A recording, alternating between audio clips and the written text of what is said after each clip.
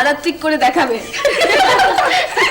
শোনো, আজ তুমি মায়ের সই, আমাদেরও সই। চলো চলো, সেই চলো।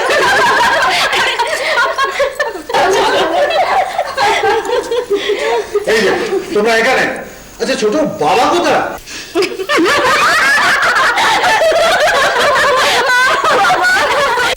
সারা দালানে আমি খুঁজে পেলাম। কি বলতো, এই দক্ষিণেশ্বরের মন্দির থেকে হৃদয় ঠাকুর এসছে আর আত্রিক দেখবে বলে।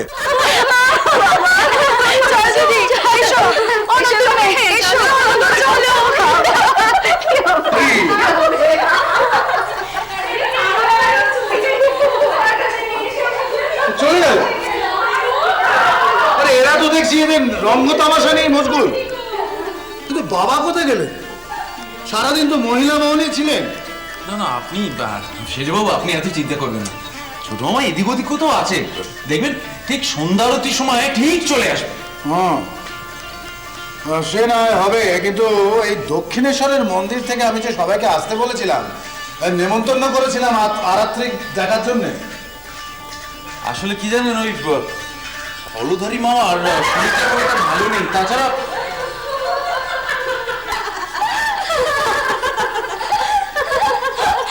কি ভাই মতন, কি হলো? কি ব্যাপার? আরে তুমি এমনি এলেবেলে হয়ে গেলে। কিরকম কিরকম? আরে আরে না, আরে ছোট ভরচাস্ত এ ঘরে ছিলেন। সে কি কথা? হ্যাঁ, তাকে আমরা মেয়েরা দাড়ি গোপ নামিয়ে একবার মায়ের শোকে সাজিয়ে দিয়েছি। বাবা, সন্ধ্যেবেলা আরাত্রিকের সময় মেয়েদের সঙ্গে চামড় ভোজন করবেন তিনি, তখন তোমরা তাকে চিনতে পারো কিনা। তাই নাকি? চলুন তো দেখে আবার গিয়ে দেখি। আরে না না, দাঁড়াও, শেষ দানে তোমাকে আমি জিততে দিচ্ছি না, প্রথম দানেই তো তুমি হেরে গেছো। কিরকম শুনি? আরে ছোট ভরচাস্ত এ ঘরে ছিলেন। এই ঘরে ছিলেন, অথচ আমরা চিনতে পারিনি। সে কি হৃদয় ঠাকুর, তোমার মামাকে তুমি চিনতে পেরেছো? না তো, হ্যাঁ ছিলেন বোধহয়, কিন্তু আমি চিনতে পারলাম কই। দুয়ো হয়ে গেছে গো, দুয়ো হয়ে গেছে ভাগরে মশাই, একেবারে দুয়ো হয়ে গেছে।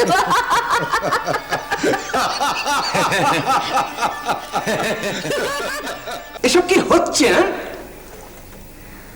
এসব কি হচ্ছে? একটা হুমদো গুঁফো পুরুষ মানুষ গোঁফ দাড়ি ফেলে মেয়ে ছেলে সেজে শাড়ি গয়না পরে মেয়েদের সঙ্গে ঘুরে ফিরে বেড়াচ্ছে। তুমি, আচ্ছা তুমি বলো হলধারী ঠাকুর, তুমি তো শাস্ত্রাস্ত্র পড়েছো, আচ্ছা তুমি বলো তো কোন শাস্ত্রে লিখেছে যে এরকম মেয়ে ছেলে সেজে রঙ্গ তামাশা করতে হবে? এখানে এত লম্ফজম্ফ কেন? আজ অষ্টমী পুজোর দিন, আমার ওই মন্দিরে অনেক কাজ আছে। বুঝতে পেরেছি বুঝতে পেরেছি, তুমিও পোষ মেনে গেছো। আপনি তো সেই অদ্ভুত মানুষ। সেখানে জানবাজারের ভিটে কি ঘটেছে, সেখানকার পুরোহিত আপনি, সেখানে কাউকে জিজ্ঞেস না করে আমায় জিজ্ঞেস করছেন কেন? কাকে সেখানে জিজ্ঞেস করব? কেন, সেজবাবুকে জিজ্ঞেস করবেন। তাহলেই হয়েছে, তিনি তো এখন পুরোপুরি ঘরে রয়েছে। কিসের ঘোর? সে আর বলতে, বাবাকে বাড়ি দিয়ে গেছেন, তার তো এখন আহ্লাদে আটখানা দশা। মায়েরি মায়েরি, কি গুণটাই করেছে সেজবাবুকে, কি গুণটাই করেছে। অমন কঞ্জুস হার কেপন মানুষ ছিলেন, তিনি এখন দুহাত খুলে দেদার খরচ করছেন। পণ্ডিত সভা, অন্ন মেরু, সাধুদের দান ধ্যান, আমাকে বাদ দিয়ে ও যা পড়াচ্ছে তাই করছে। বাবার সখী সাজবে, এসে গেল জড়ি দেওয়া বেনারসি সোনার অলংকার। বাবাকে ভোগ দিতে হবে তো, লাও লাও রূপর থালা বাসন, লাও রূপর থালা বাসন। এসব এসব হচ্ছেটা কি ছাতার মাঠ? তুমি হাসছো, তোমার হিংসে হচ্ছে না? কাকে? ওই কাকে? ওকে না, আগে হতো, তবে সেটা হিংসে নয়, রাগ হতো। মনে প্রশ্ন জাগতো, ওর মধ্যে এত ভাব কিসের?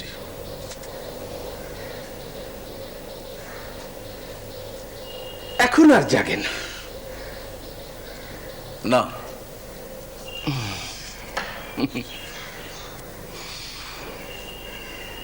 কি হলো হালদার মশাই?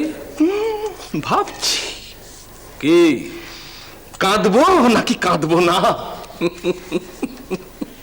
তুমি তুমি হাসছো। কাল কাল আরাত্রিকের সময় কি হয়েছে জানো? জানো না? শোনো আমার কাছে শোনো। কাল উনি নাকি মেয়ে ছেলে সেজে, বুঝলে, শাড়ি গয়না পরে মেয়েদের ভিড়ে এমন ভাবে মিশেছিলেন যে সেজবাবু পর্যন্ত চিনতে পারেনি। আমি শুনেছি এটা হয়? গিন্নিমারা সবাই নাকি তাকে সাজিয়ে দিয়েছিলেন। ঘরে ঢুকে হৃদয়ে প্রথমটা চেনেনি, ঠাকুর দালানেও চিনতে পারেনি। হ্যাঁ গো, সত্যি আশ্চর্য ব্যাপার জানো। সেজবাবুরও একই দশা।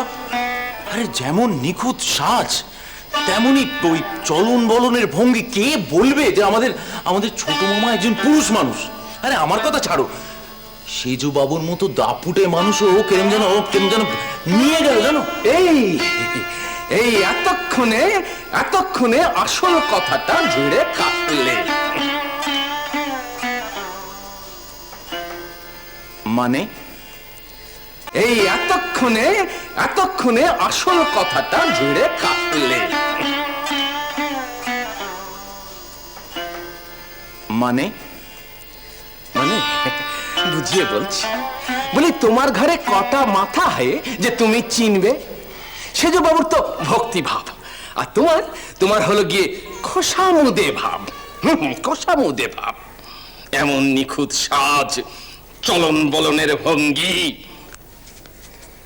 নেকা সাজিস না শালা। সেজবাবু পর্যন্ত চিনতে পারেনি, আর তুই চিনবি? অত সোজা? নেকা। হীরা